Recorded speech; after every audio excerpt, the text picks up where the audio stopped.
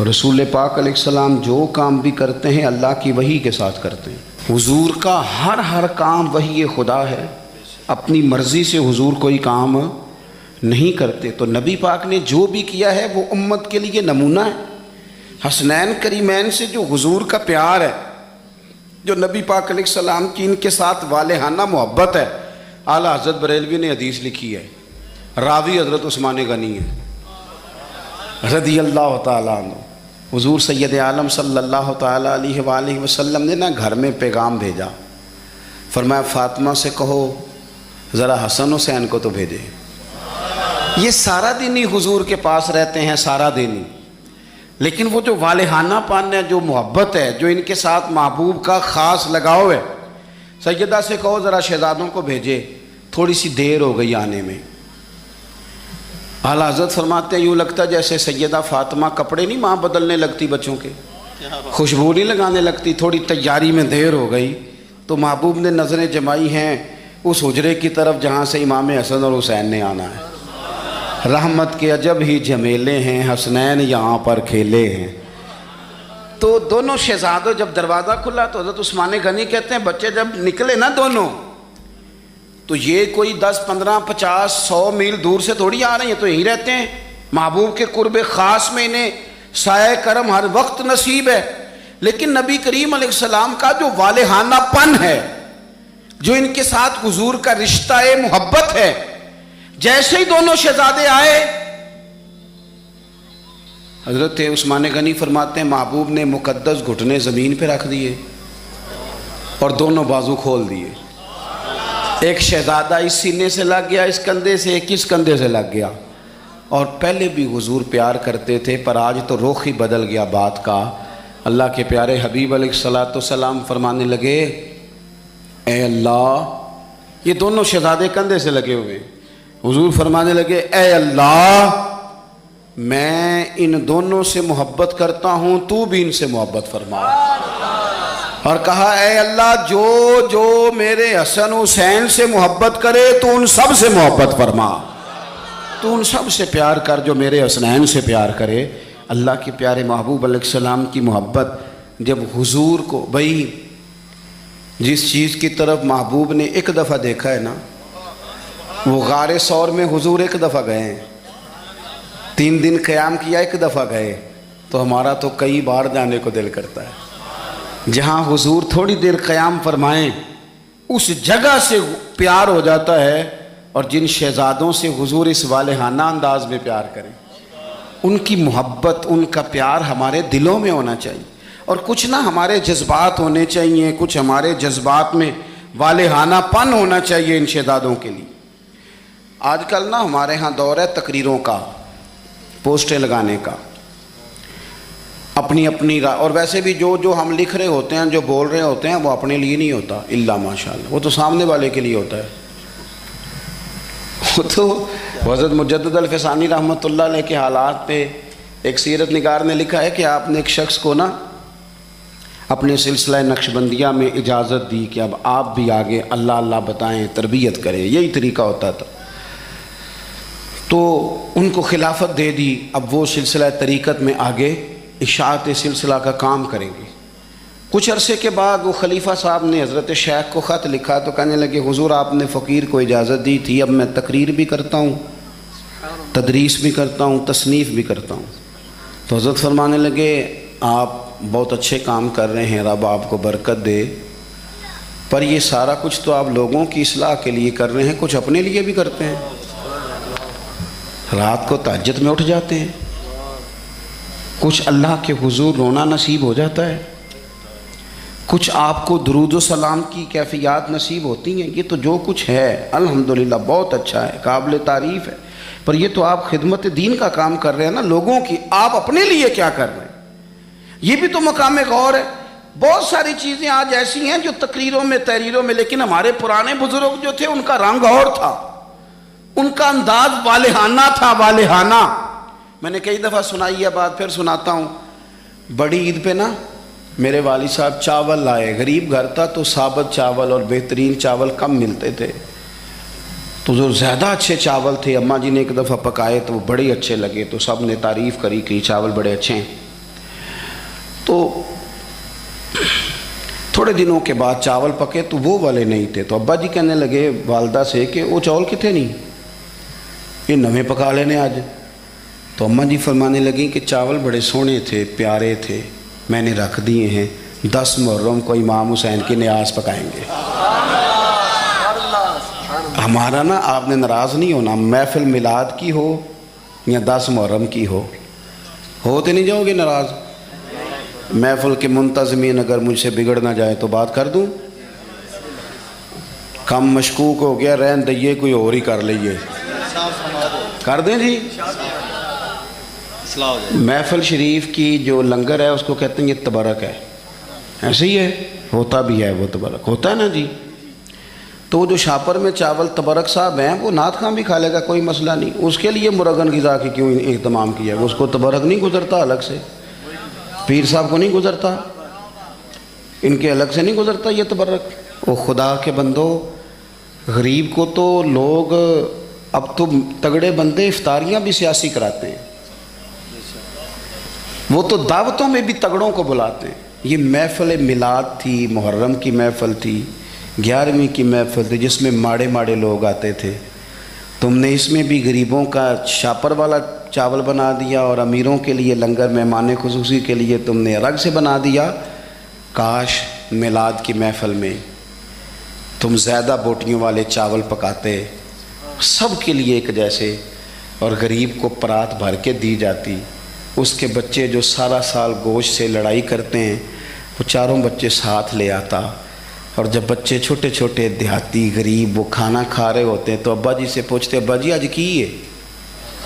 اللہ کیا بات ہے، یہ بھی ایک سبق ہے میلاد کا، آج کی ہے، سانوں تے کدی انج گوشت نہیں لبا، آج کی ہے؟ تو ابا جی تھپکی دے کے پیار کر کے، ہو سکتا ہے ابا رو ہی پڑتا، رو کے کہندا پتر آج رج رج کھاؤ بوٹیاں، آج رسول پاک دا میلاد شریف ہے۔ مجھے بتلاؤ نا،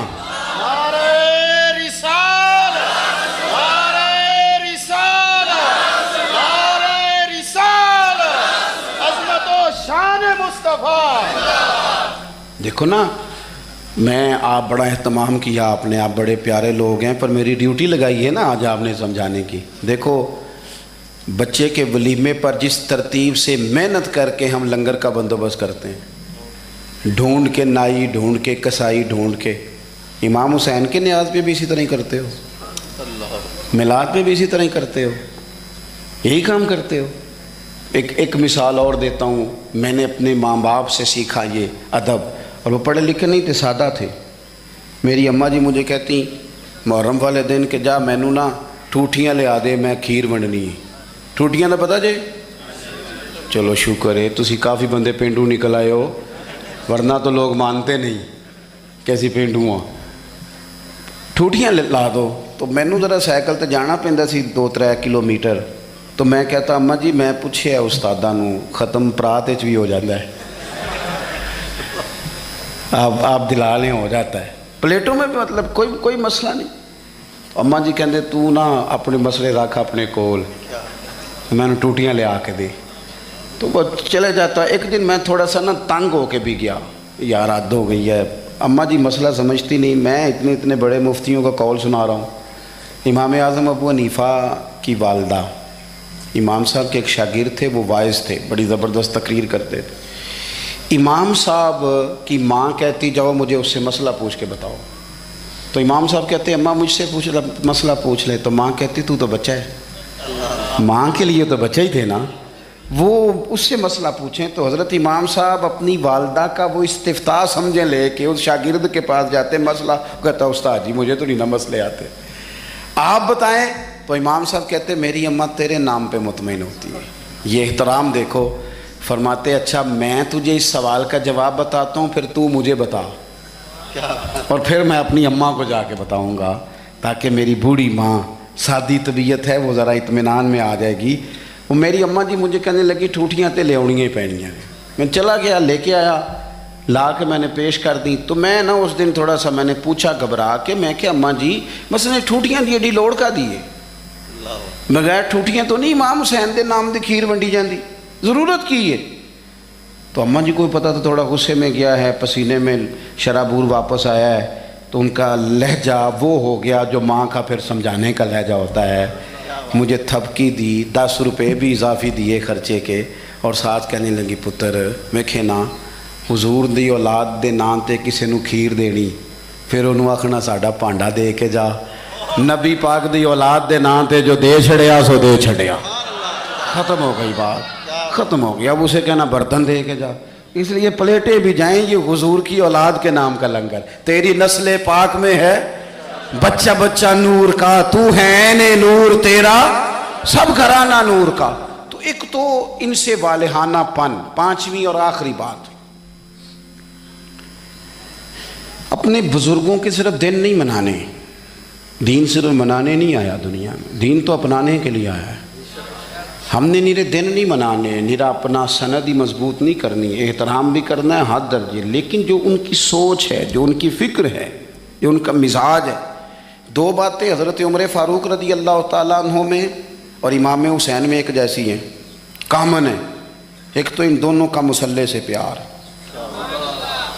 100 رکعت نماز نفل پڑھتے تھے حضرت سیدنا امام حسن اور حسین فرضوں کے علاوہ۔ جو 5 بھی پوری نہیں پڑھتا وہ کہتا ہے مجھ سے بڑا امام حسین کا محبی کوئی نہیں۔ 5 آپ دیکھیں نا، 9-10 محرم کی درمیانی رات یزید کی فوجوں نے جب کہا کہ حسین یا جنگ یا بیعت، 2 ہی باتیں، تو امام حسین رضی اللہ تعالیٰ عنہ فرمانے لگے ایک رات کی مہلت دے دو، صبح بات کریں گے۔ وہ چلے گئے۔ حضرت عباس رضی اللہ تعالیٰ عنہ عرض گزار ہوئے، حضور جو فیصلہ آپ نے صبح کرنا ہے مجھے تو ابھی اس کا پتہ ہے، بیعت تو آپ نے کرنا نہیں، تو آپ یہ سوچیں گے پتہ نہیں کوئی گنجائش نکالنے لگے ہیں، یہ عجیب سے لوگ ہیں، آپ نے رات کیوں لی؟ تو امام حسین فرمانے لگے عباس تیرا کیا خیال ہے، میں نے سوچنے کے لیے رات لی ہے۔ حضور کس لیے؟ تو فرمانے لگے تجھے پتہ ہے نا مجھے مصلی سے بڑا پیار ہے، تجھے پتہ ہے نا مجھے اللہ کی بارگاہ میں سجدہ کرنا کتنا سکون دیتا ہے، صبح میدان لگے گا، امید شہادت کی ہے، میرا دل کرتا ہے کہ رات رہ گئی ہے، رج رج کے اپنے رب کو سجدہ نہ کر لوں۔ امام علی مقام کے ماننے والوں کا سجدے سے پیار کیوں نہیں؟ عبادت آپ یقین کریں 1.5 گھنٹے کی باتیں، نیری گپ شپ، کوئی لینا دینا نہیں۔ یہ کون صاحب ہیں؟ کہتے ہیں یہ درویش ہوتے ہیں۔ اچھا جناب، درویش صاحب 1.5-2 گھنٹے گپ شپ لگائی، ادھر کی ادھر کی، فلانے کی اس کی اس کی کہانیاں سنائی، نماز کا ٹائم ہوا تو کہندے تے مولویاں دا کام ہے، خدا سے ڈر۔ تو کس طرح کے لوگوں کی طرف ہم نے توجہ کر لی ہے؟ حضرت فاروق اعظم، حضرت عثمان غنی نے نا حضرت عمر کے وصال کے بعد ان کی ایک بیوہ سے نکاح کیا۔ خاتون عرض کرنے لگی حضور میں تو بڑھاپے کی طرف میرا سفر ہے، کسی خدمت کے قابل نہیں، تو میرے ساتھ نکاح سمجھ میں نہیں آیا۔ فرمانے لگے خدمت کے لیے نکاح نہیں کیا، میں عمر کی عبادت سے بڑا متاثر ہوں۔ اتنی محنت، اتنی جد و جہد، اتنی خلافت کی پابندیاں، اتنے کام کے باوجود مصلی پہ بیٹھتے ہیں تو مزہ آ جاتا ہے۔ فرمانے لگے میں نے انہیں مسجد میں رج کے سجدے کرتے دیکھا ہے۔ تجھ سے نکاح اس لیے کیا ہے کہ آپ مجھے بتائیں گی کہ سیدنا عمر گھر کی 4 دیواری کے اندر اپنے رب کو کس طرح یاد کرتے، مجھے بتائیں۔ یہ سجدوں سے دلچسپی، عبادتوں کا شوق، تلاوتوں کی لذت، درود و سلام کا ذائقہ، ہماری نا روحانی زندگی موبائل نے بڑی بے آباد کر دی ہے۔ 10 منٹ ملے نہیں تو موبائل کھولا نہیں۔ جو سب سے ضروری اور اہم کام تھا وہ تو یہ تھا کہ 10 منٹ ملتے تھے، صحابہ کو وہ نفل نیند لیتے تھے، اللہ کے ولی درویش وہ اللہ اللہ کرنے کو ترجیح دیتے تھے، مزاج نہیں۔ ایک تو یہ بات اچھی طرح باندھ لیں امام علی مقام سے محبت کرنے سیدنا فاروق اعظم سے، اور دوسری بات یہ کہ باطل سے کبھی سمجھوتا نہیں، باطل کے لیے گنجائش نہیں۔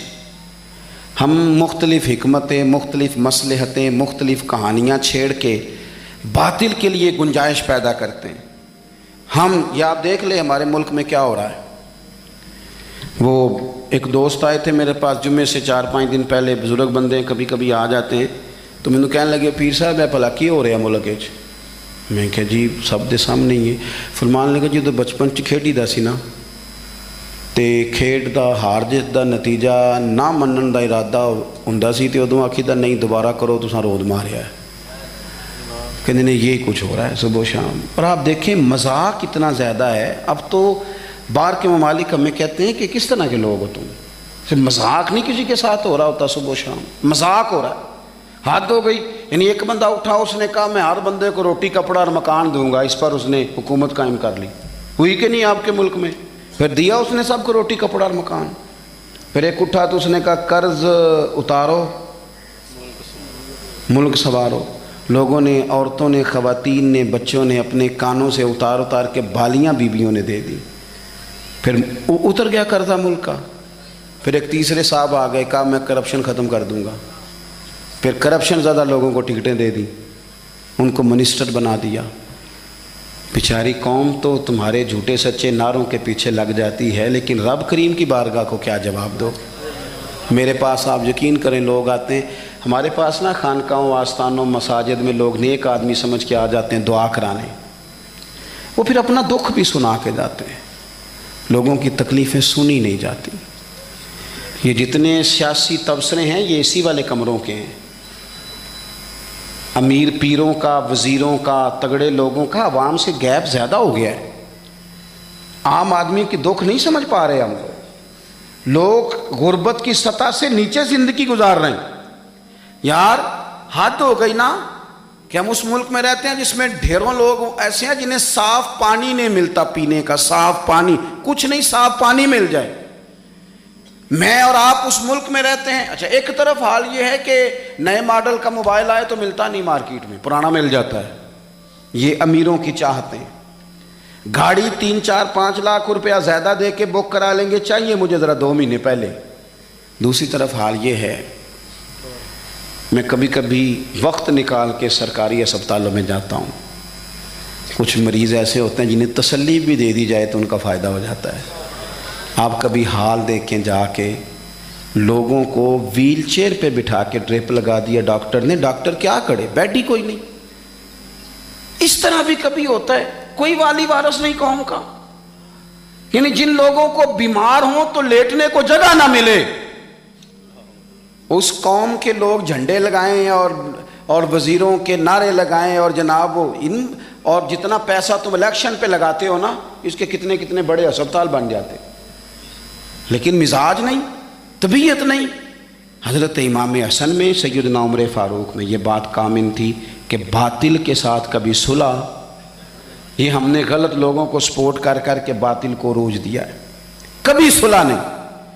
انہوں نے کہا جو باطل ہوتا ہے وہ بہرحال باطل ہوتا ہے، یزید اگر باطل ہے تو بڑی حکمتیں تھیں امام حسین کے سامنے، بڑا کچھ ہو سکتا تھا، چلو باہر نکلتے ہیں ذرا لوگ کٹے، ہمیں بھی لوگ کہتے ہیں آپ سیاسی بات نہ کیا کریں، وہ بعض لوگ مختلف جماعتوں کے آئے بیٹھے ہوتے ہیں تو فلان ہو جاتا ہے، تو میں نے کہا کیا ہو جائے گا، کیا بات کرتے ہیں آپ، کیا حیثیت ہے ہماری، نہیں کوئی ہم سے دلچسپی لیتا تو نہ لے، ہماری جو ڈیوٹی ہے وہ اذان بھی پوری نہ پڑے، وہ بھی دیکھ کر پڑے کہ فلانا بندہ ناراض نہ ہو جائے، جس کی طبیعت میں جو آتا ہے وہ کرے، سانو تخت زارے دی لوڑ کیے، نالے کی لگے شہر بمبول دے نال، اسی تے اپنی بال کے سیکنے آ، سانو کی لگے کسی اور دے نال، کروں مدح اہل دول رضا، اور پڑے نہ اس بلا میں میری بلا، میں تو گدا ہوں اپنے کریم کا، میرا دین کوئی پارا نہ نہیں۔ یہ کیا بات ہوئی کہ آپ سچی بات ہی نہ کریں، آپ غور کریں میں کیا عرض کر رہا ہوں۔ غریب لوٹتے رہیں اور آپ کہیں کہ جناب وہ فلانا بندہ کہے گا میں سیاسی جماعت کا تھا، آپ نے بات کر دی، ہو جو جس جماعت کا ہوتا ہے، لیکن حق بہرحال حق ہی ہوتا ہے۔ یہی بات امام حسین کے سامنے آئی، بچوں عورتیں ساتھ ہوں تو لوگ تو ویسے ہی کہہ دیتے ہیں میرے ساتھ زنانہ ساتھ ہے، ورنہ میں تجھے بتا دیتا، لیکن امام حسین نے نہ عورتوں کا ساتھ دیکھا، نہ بچوں کی بھوک دیکھی، نہ تکلیف دیکھی، انہوں نے بتایا کہ جب باطل کے سامنے ڈٹنا ہے تو نتیجے کی پرواہ کیے بغیر ڈٹنا ہے۔ جو لوگ کام کرنے والے ہوتے ہیں وہ رزلٹ نہیں دیکھتے کیا نکلے گا، رزلٹ تو یہ نکلا کہ امام حسین شہید ہو گئے، اور پھر 3-4 سال یزید حکومت بھی کر گیا، لیکن قیامت تک کے لیے اس کا نام ذلت کا باعث بن گیا۔ اور انسان کو بیدار تو ہو لینے دو. ہر شخص پکارے گا ہمارے ہیں حسین. اب بیدار تو ہو لے. امام حسین کا نام سند بن گیا ہے باطل سے لڑنے کی. تو مہربانی کریں, ہو سکتا ہے آپ اکیلے ہوں پورے گھر میں, لیکن آپ ڈٹنا سیکھیں, سچ کہنا سیکھیں, بات صحیح کرنی سیکھیں, کام پہ نہیں, ڈرے نہیں. کوئی جب اللہ تعالیٰ ساتھ ہو پھر کوئی بندہ کسی کا کیا بگاڑ سکتا ہے. سچ پر کھڑے ہونا سیکھیں, سچ پر. اللہ کے بندوں کا پیار اپنے دل میں بٹھائیں. اگر یہ حکومتیں یہ سارا کچھ درست ہو جائے تو آپ یقین کریں قوم آسودگی میں آ جائے. جتنے بھی اہل فضیلت ہیں, آپ کے والدین ہیں, آپ ان کا ادب کریں گے تو معاشرے میں سکون پیدا ہوگا, اور اگر آپ بے ادبی کریں گے تو فساد پیدا ہوگا. آپ اپنے اساتذہ کے لیے جذبات اچھے رکھیں گے تو آپ محسوس, ابھی ذکر ہو رہا تھا نا حضرت قاری شاکر نوری صاحب کا, تو بیان کرنے والے استاد کہہ رہے تھے بڑے سارے حفاظ کے استاد ہیں. دیکھو استاد کا احترام ہوگا تو سوسائٹی میں سکون پیدا ہوتا ہے, اور اگر کوئی شاگرد ہلکی سی بھی, چونکہ وہ اہل فضل ہے نا استاد بڑے ہیں, ہلکی سی بھی بے ادبی کرتا ہے تو تکلیف ہوتی ہے. استاد صاحب میٹرک پی ٹی سی ہیں, پرائمری کے ٹیچر ہیں, بچہ ان سے پرائمری میں پڑھتا تھا, پھر اس نے گریجویشن کی, پھر ماسٹر کی ڈگری ہوئی, M Phil, P H D, بہت بڑے عہدے پہ فائز ہو گیا. استاد صاحب آج بھی سائیکل پہ ہیں, پر وہ افسر لگ گیا ہے, پجاروں پہ بیٹھتا ہے. استاد صاحب سائیکل سے جا رہے تھے شہر کی طرف, اور یہ گاؤں آ رہا تھا واپس. اچانک اس کی نظر پڑ گئی کہ میرے استاد صاحب جا رہے ہیں, تو اس نے پجارو سائیڈ پہ لگائی, نیچے اتر کے کہا کہ استاد جی سائیکل لڑکا پہنچا دے گا, آپ میرے ساتھ بیٹھے نا گاڑی پہ, میں گھر چھوڑ کے آتا ہوں. استاد صاحب نے دوبارہ جانا سائیکل پہ ہی ہے, بیٹھنا کوئی نہیں پجاروں پہ, بیٹھنا نہیں, وہ جائیں گے دوبارہ سائیکل پہ ہی. لیکن جب وہ اس ادب کے بعد دوبارہ سائیکل پہ بیٹھیں گے تو انہیں محسوس ہوگا میری سائیکل پجاروں سے مہنگی ہے, کیونکہ پجاروں والے نے اتر کے سلوٹ کیا ہے. جب آپ احترام کرتے ہیں نا, یعنی ایک بندہ دیتا ہے مسجد میں چندہ, اور ساتھ وہ خطیب صاحب کو کہتا ہے کہ اگلا جمعہ اس موضوع پہ پڑھانا, حالانکہ ان پڑھ بندہ ہے, مشورہ دیتا ہے کہ جناب فلانی فلانی تقریر بھی کیا کریں. اس سے نقصان کیا ہوتا ہے, محسوس ہوتا ہے کہ یہ نا اس کو ادب نہیں آتا, اس نے قدر نہیں جانی. لیکن لاکھوں خرچ کرتا ہے, اور جب بات کرتا ہے تو اس کے دھلے ہوئے جملے ہوتے ہیں, اس کو لہجے کا وضو نصیب ہوتا ہے. وہ آگے کہتا ہے جناب اگر آپ مناسب سمجھیں تو ایک چھوٹی سی گزارش میری بھی مان لیں, تو آپ یقین کریں کہ وہ جس کو وہ کہہ رہا ہوتا ہے نا, وہ بات بھی مان لیتا ہے اور دعا بھی دیا کرتا ہے.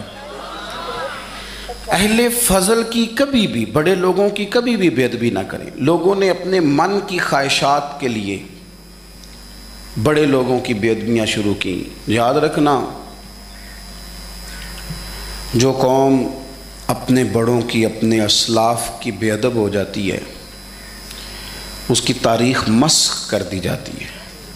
کبھی بھی بے ادب نہ ہو. میرے نبی پاک علیہ السلام نے 2 جملے کہہ کے اس مضمون کو سمیٹ دیا. فرمایا جو چھوٹے پہ شفقت نہ کرے, بڑے کی عزت نہ کرے, ہم میں سے ہے ہی نہیں. اپنے بڑوں کا اکرام کریں, اپنے بڑوں کا, اپنے اساتذہ کا, مشائخ کا, امت کے بڑوں کا. لوگوں کی زبانیں کھل گئی ہیں اولیاء اللہ کے بارے میں, لوگوں کی زبانیں کھل گئی ہیں ائمہ مجتہدین کے بارے میں, لوگوں کی زبانیں کھلی تو ذرا سی اوقات نہیں آدمی کی, اور وہ حضور کے صحابہ پہ بات کرتا ہے. تو دیکھ تو صحیح, اپنی حیثیت کا تو تعین کر.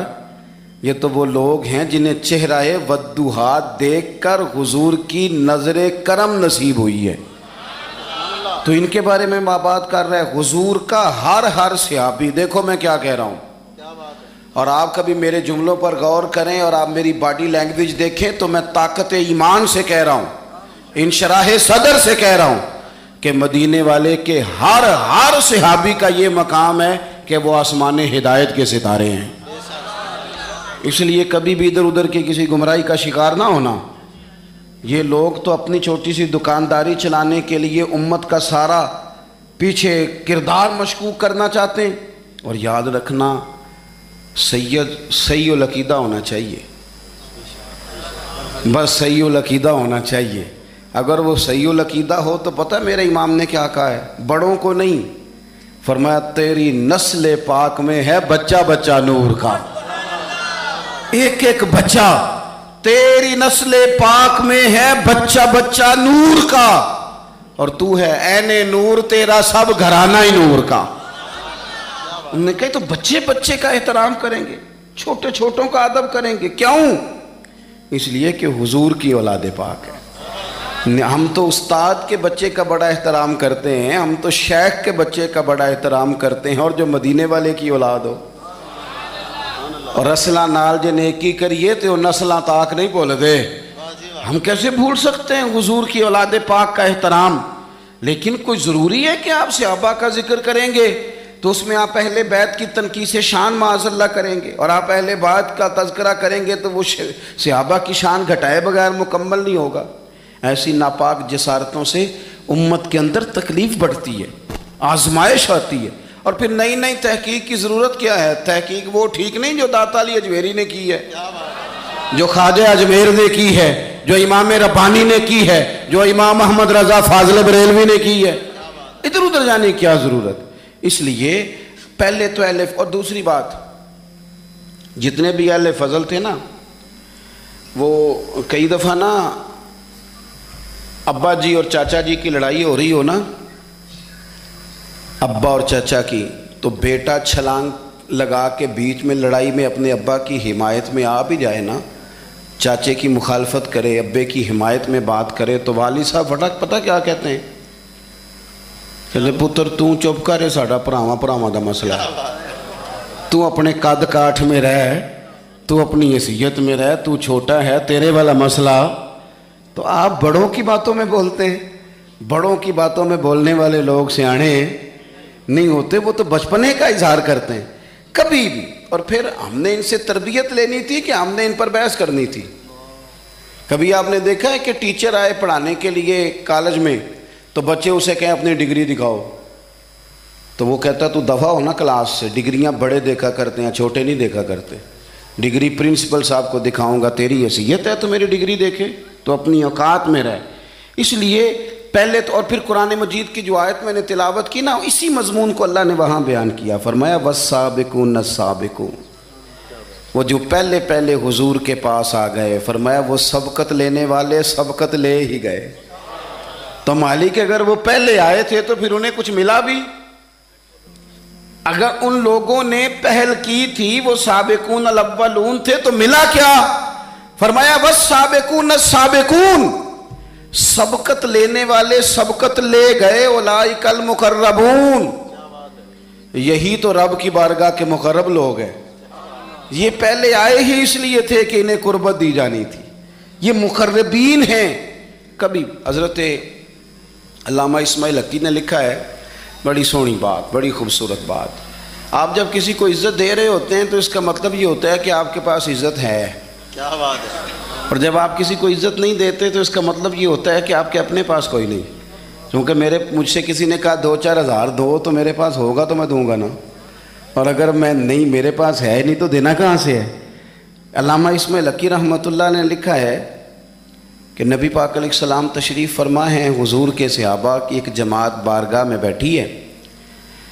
حضرت صدیق اکبر بھی حضور کے بالکل قریب بیٹھے ہیں، وہ آج بھی حضور کے قریب ہی ہیں، قریب بیٹھے ہیں.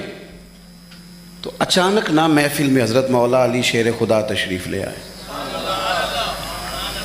باقی صحابہ بھی اٹھنا چاہ رہے تھے، کوشش ہو رہی تھی، لیکن پتہ ہے سب سے پہلے جگہ کم تھی، کو بندہ ذرا سرکتا یا جگہ بناتا تو جگہ بننا تھی. باقی بھی اٹھنا چاہ رہے تھے، لیکن سب سے پہلے حضرت صدیق اکبر اٹھے. حضرت مولا علی کا بازو پکڑ کے تھام کے حضور کے قریب بٹھایا، خود ذرا تھوڑے سے پیچھے ہو کے بیٹھ گئے. اب بولا نہیں کوئی، وہاں لوگ کم باتیں کرتے تھے، وہاں لوگ بولا ہے پائے نظر ہوش میں آ، یہ کوہ نبی ہے، آنکھوں سے بھی چلنا یہاں بے ادبی ہے، لباں تے موراں لگیاں بولن دی جاچ بھول گئی.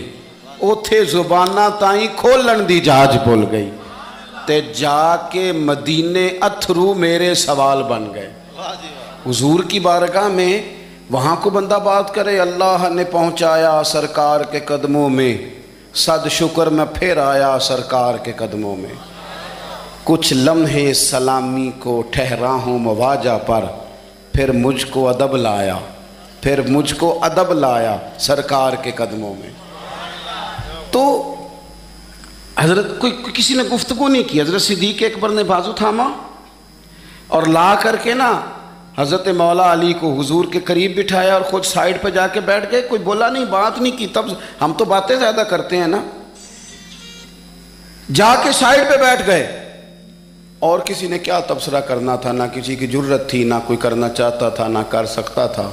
تھوڑی دیر خاموشی رہی، پھر میرے کریم بولے اور حضور بول کے فرمانے لگے دیکھا تم نے ابو بکر نے کیا کیا ہے. اور پھر حضور فرمانے لگے عزت والا ہی کسی کی عزت کو پہچان سکتا ہے، فضل والے ہی اہل فضل کو پہچانا کرتے ہیں. میں ذمہ داری سے کہتا ہوں کہ مولا علی کی شان کو اگر سمجھ سکتے ہیں تو ابو بکر صدیق سمجھ سکتے ہیں. اور حضرت صدیق اکبر کا مقام اگر کوئی جان سکتا ہے تو مولا علی ہی جان سکتے ہیں. سادات کرام سروں کا تاج ہوتے ہیں. بعض سادات کی بات بڑی یاد رہ جاتی ہے. میں نے ڈائریکٹ تو نہیں سنا، میں نے اپنے بزرگوں سے سنا. خطیب الاسلام حضرت پیر سید فیض الحسن شاہ صاحب اہل و معار شریف والے، حضرت شاہ صاحب نے زیارت کی ہوگی تو ہم نے جی بار بار کی فرما رہے ہیں. تو شاہ صاحب سید تھے، بہت بڑا خاندان تھا. ان کے دادا کو چراغ ہند کہا جاتا تھا. حضرت پیر چندن شاہ بڑے لوگوں میں سے تھے، اکابرین میں سے.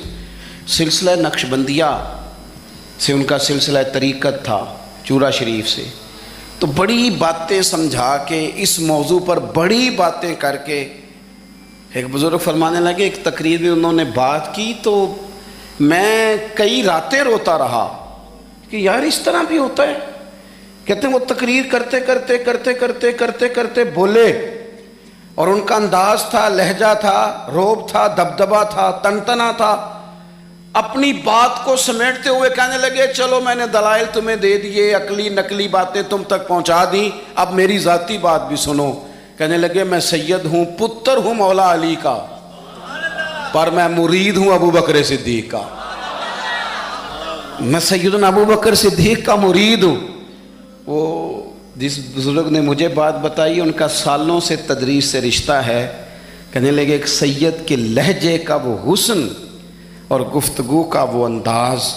کہتے میں کئی راتیں روتا رہا. میں نے بڑی چیزیں پڑھی تھی اس عنوان پر، رحماء بینہم کے تحت بڑا کچھ پڑھا تھا، پر یہ انداز، یہ رنگ، یہ سچے لوگوں کا طریقہ تھا، دیانتدار لوگوں کا طریقہ تھا. انہوں نے اپنے ذوق کے ذریعے سے ہمیشہ قوم پر مثبت اثرات چھوڑے. اللہ ہمیں سمجھ عطا فرمائے. تو ایک تو کبھی بھی اہل فضل کی عزت میں کبھی بھی کمی نہ. آج ہم ذکر کر رہے ہیں نا امام حسین کا. امام حسین رضی اللہ تعالیٰ عنہ، میرے جیسے بندے کی تو زبان نہیں اس قابل نہیں کہ ان کا نام لے سکے. کہاں سیدنا امام حسن اور کہاں سیدنا امام حسین اور کہاں ہم لوگ. ہماری حیثیت ہے.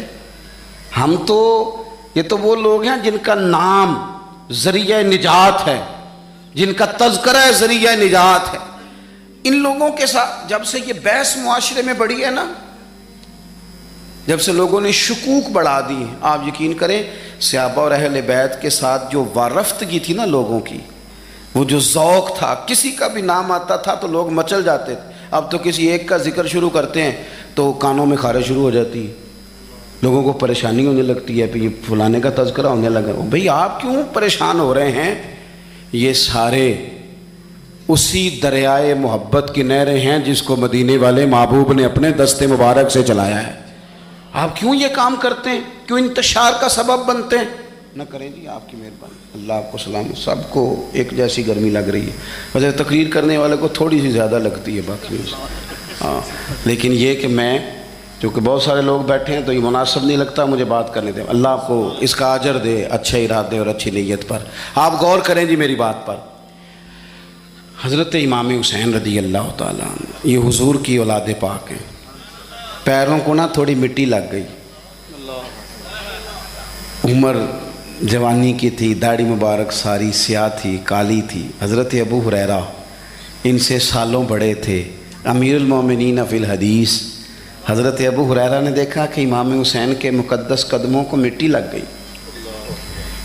किसी से भी कहा जा सकता था ज़रा इमाम साहब की तवज्जो कराना, ये ज़रा मिट्टी उतार देना, लेकिन हज़रत अबू हुरैरा झट से उठे, अपनी पगड़ी खोली, उसका पल्लू लिया और हज़रत इमाम हुसैन के पैरों से मिट्टी साफ़ करनी शुरू कर दी। क्यों? कि अहले फ़ज़ल ही किसी की फ़जीलत को जान सकता है, इज़्ज़त वाला ही किसी को इज़्ज़त देता है, जिसके पास वक़ार हो। ओ मेरे संगियों, लोगों की बातों में ना आना, ये तुम्हें उलझा देंगे, ये तुम्हें तफरीक में डाल देंगे, ये इंतशार बर्पा करेंगे। ये वो हसीन जमात है जो हुजूर के सामने बैठा करती थी। इनसे प्यार करना, इनसे मोहब्बत करना। आप कभी तिरमिज़ी की एक हदीस पढ़ें तो मर जाने को जी करता है। हुजूर ने फरमाया था, मेरे सहाबा के बारे में अल्लाह से डरना, मेरे बाद इन्हें अपनी ज़ुबानों का निशाना न बनाना। काश कोई इन जुमलों का दर्द समझ सके। फरमाया रब से डरना, और करीम फरमाने लगे, जिसने इनसे मोहब्बत की मेरी मोहब्बत की वजह से मोहब्बत की, और जिसने इनसे अदावत रखी मेरी वजह से रखी। कभी भी किसी में, और जो हुजूर की औलाद है, सहाबा कराम ने एक जगह कुछ नजराना जमा किया और जमा करके कहा कि हुजूर की बारगाह में पेश करना है। अखराजात बहुत ज़्यादा हैं और ज़ाहिरी वसाइल उस तरतीब से नहीं हैं। ये नजराना हर महीने पेश करना है। जब वो लेके हुजूर की बारगाह में गए ना, तो अल्लाह ने कुरान नाजिल कर दिया। फरमाया, महबूब इनसे कह दो, ला अस्अलुकुम अलैहि अजरा, मैं तबलीग दीन पर तुमसे कोई अजर नहीं मांगता, इल्लल मवद्दत फिल कुर्बा, बस मेरे करीबियों से प्यार करते रहना, मेरे करीबियों से मोहब्बत करना, प्यार करना करीबियों से। ये अलीउल मुर्तज़ा हैं, ये फ़ातिमा हैं, ये इनका ख़ानदान है, ये खतीजा हैं, ये आयशा हैं, ये मैमूना है, ये हफ्सा है, इनसे प्यार करना, मेरे करीबियों से मोहब्बत करना। हमारे दिलों में हुजूर की औलाद का प्यार होना चाहिए, तबीयतों में एहतराम होना चाहिए, हमारा मिजाज, हमारा दिल उनके लिए धड़कना चाहिए, हमारे लहजे, हमारे अंदाज हमेशा उनके हक में नरम होने चाहिए। मैं कह चुका हूँ, सैयद का सिर्फ अकीदा ठीक होना शर्त है, बाकी आप तहकीक और तफ्तीश में ना पड़े, वो जाने रब जाने।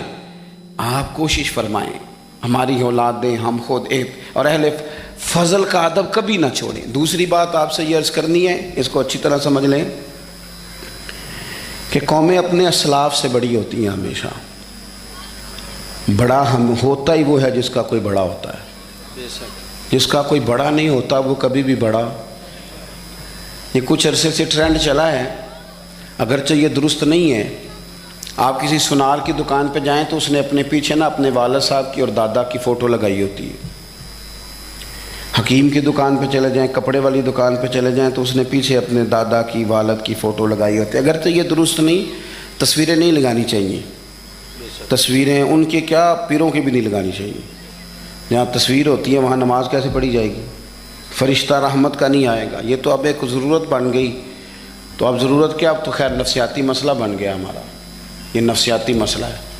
यानी सलाम बाद में फ़ोटो पहले, यानी सियाने सियाने लोग।